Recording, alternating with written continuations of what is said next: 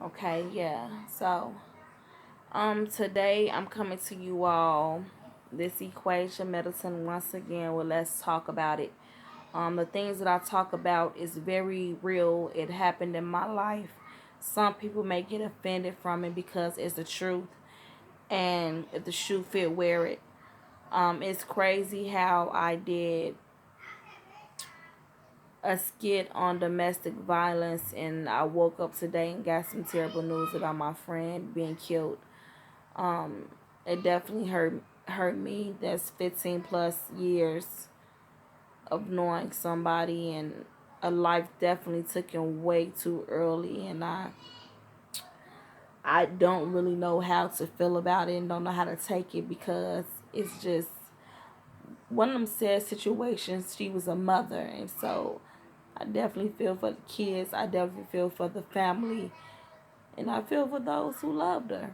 So because of that, I had wrote a poem a while back, and it was called "When You Left Me." And I'm just gonna go ahead and spit that, and then I get into my truth because most people don't know that I love to write. It's like a hidden treasure, a hidden release, inventing thing for me that I just love so much. So it's called "When You Left." And go. When you left me, I was devastated, but as my days come past, I try to forget it. I never once said I'll forget your face, 'cause who could try to erase all those wonderful days? Even though this tragedy has happened, I have to stay on my feet and keep laughing. Because if you was here, you would say be strong, and as long as I keep this thought in my head, your voice will carry on. I believe that everything happened for a reason, but man, this reason is a little kind of deceiving. It don't even seem like you're really gone, and everyone that loved you is pretending to be strong. But I know you're watching over us as we remember your smile and your warm and touch. My eyes open as they took your life away. You sacrificed your life for the awakening. As I make it in this world, you will see that every successful thing that I succeed in is for you and me. Because when you left, I now see that this life is too short of a blink. I just really wanted to get that out there. I don't want to say no names or anything, but just know that I love you and you will be missed. Um, Today I just want to talk about being in love with someone and them not loving you back. I picked this topic and this subject because most of us fall in love with the wrong men. Let's just be honest. Um, we go off our fleshly feelings for people. Ooh, he fine. Ooh, he got money. Ooh, this and this and that and all that, and turn around, he's nothing of what you thought he was. And I have done it before, but I don't think I have been in something to where a man have loved me and he didn't love me back. I have been in a situation where I felt like I loved the man, he loved me back, but he did not know how to love me. And it's a difference. A man might not know how to love you, but he will be willing to allow you to teach him and be willing to learn how to love you. But the man that God has for you, he will be willing to do that, and he will be willing to be led by God. We fall in love with people for all the wrong reasons and then expect them to stay for all the right reasons. It's kind of crazy because I was in a relationship, and oh my goodness, I thought this man was the man of my dreams. I thought that we was a great team. I thought that we was wonderful together. I thought that, oh, he was my booski, my bae, my juicy fruit, my jungle juice, my Kool-Aid, my Pepsi product. He was my everything. I felt like he was my everything. I felt like he was something so special to me. And to find out that he was cheating broke my heart. And although I did not let the cheating um, dictate my future, when I say dictate my future means scar me for the next man, it did cause me to have a guard up that was made of concrete. I didn't really trust immediately. I believe in being balanced in everything you do in life. You can't be too paranoid and you can't be too naive. With him, I was just very naive. You couldn't tell me he was doing this. You couldn't tell me he was doing that. And at that time, I had friends that just wanted to gossip about the situation, that found it amusing, that wanted to say I was stupid for sticking from him with him. But at the time, I do not believe that being in a relationship, cheating is the only thing that can make a person leave. I believe that if you're strong enough, you all can overcome it. It will be tough, it will be hard, but you can come and overcome it. But the moment I found out that he was the man for me was the moment I found out he made a baby on me. But because I was so in denial and naive of history, of what we had built, what we had created from the past, I stayed in it 3 years too long. So I was stupid. I felt dumb. I felt like, what am I doing wrong? But that's for a weak-minded person to sit there and take the blame of the actions of a man that don't really love them.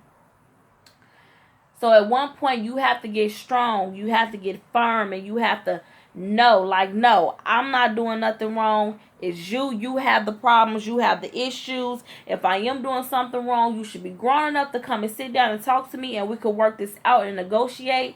But you just doing what you want to do just because you want to do it.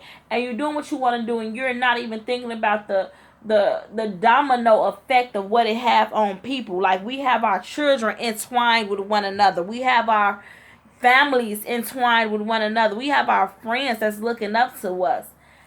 I realized that was the wrong man when I woke up, and I thought that I couldn't live without him. But I woke up and realized and looked at him with nothing but disgust. Don't know where it came from, don't know how. I just know that he wasn't the man for me because I didn't have that feeling that God told me I was supposed to have. I didn't have that butterfly heads over here. Now, mind you, I'm not saying everything's going to be perfect and peachy and cream. We're going to fight.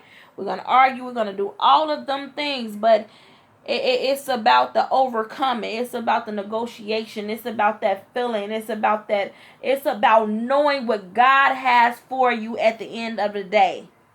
And I believe he was for me. I just believe he got sidetracked. And God told me to move on a long time ago. He told me to move around a long time ago. I did not listen. So because God told me to move around a long time ago and I didn't listen, guess what he did? He stripped me. He stripped me to where I was raw, to where I was bare, to I was nude. Not literally, but emotionally, physically, mentally, spiritually, I was nude. He stripped me down so I have nothing else to give.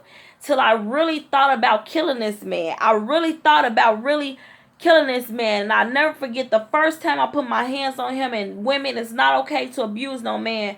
But the things he had done to me was very, very hurtful. He had brought back STDs. He had made a baby on me. It was very, very, very, very hurtful. These are things that, the no-nos. These are the no-nos of a relationship. The main thing we say is, don't bring me back nothing. Don't bring no baby home. But I accepted you to do all of that. So my feelings had became completely raw. Had became completely stripped. And when I finally woke up and said, I can't do this anymore. I can't do it. I cried. Oh, boy, I cried. I cried like a baby. I was boo-hooing. I ain't talking about the nice cry. I'm talking about the ugly cry, y'all. Cry real ugly. Boo-hooing, slobber, snot, just boo-hooing behind the closed doors. Not because it was time for me to let him go. It had been time for me to let him go. But because of the fact that I allowed myself to become so vulnerable for a man. And I found myself allowing him to lead and be submissive to him. And it's nothing of a wrong feeling than being submissive to the wrong man, the wrong guy. We sitting here having abortions. We sitting here having miscarriages. We sitting here doing all these things. Yes, I said it. Don't judge me. Don't judge me. Abortions and miscarriage. We sitting here going through all these things, and it is like, why can't I have a baby with you? Why wouldn't I have a baby with you? You supposed to be somebody I love. So I'm sitting here overthinking all these things like, Equasia, you were so dumb. You were so stupid.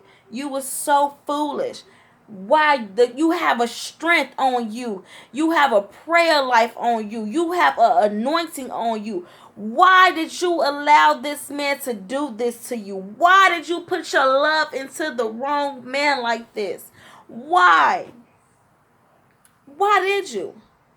I have no answer for you. I have none. All I'm going to say to you is, and this is for men, this is for women. Once again, I'm not biased. I keep saying a man because I'm a woman. I'm speaking from my truth. But you allowed a man to strip you down and make you bare, make you not even feel good enough for your children, make you not feel good enough, period. You second guessing everything you put on, and do I look better than her, and do she look better than me, and what's she doing that I don't do? You should not have to ask a man that really loves you, a man that God sent for you, a man, because God said he made woman from man's rib. From man's rib. So you shouldn't have to ask a man these questions if he's the one for you. Don't be submissive to the wrong man. Ask God. Allow God to lead you to the man that you're supposed to be with. Allow God to bless you with the one you're supposed to be with. And please believe the devil hear your prayers. So he's going to send people in to confuse you up and make you feel like, oh no, he got to be God sent because he go to Bible study. He got to be God sent because he like to pray. That does not mean that that's him. Ask God to open your eyes, open your ears. God, give me the sense to pay attention. Arouse my spirit in me so that I could pay attention, that I can hear, that I can see that you have this person for me. Because the man God sent for you, he going to love you. He going to love Christ, and he going to love you like he loved Christ.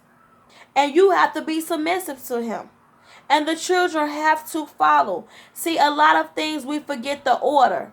But it's nothing worse than being submissive to the wrong man. Because guess where he's leading you? He's leading you down a hill of hurt. He's leading you down a hill of deceit. He's leading you down a hill of disobedience. You want to enter things and you want it to be blessed. I'm sorry, y'all, and I'm a sinner too. I'm a sinner saved by grace, but sex before marriage is wrong. We should not be having sex before marriage. Even though I say in my head, look, I'm just going to keep it real.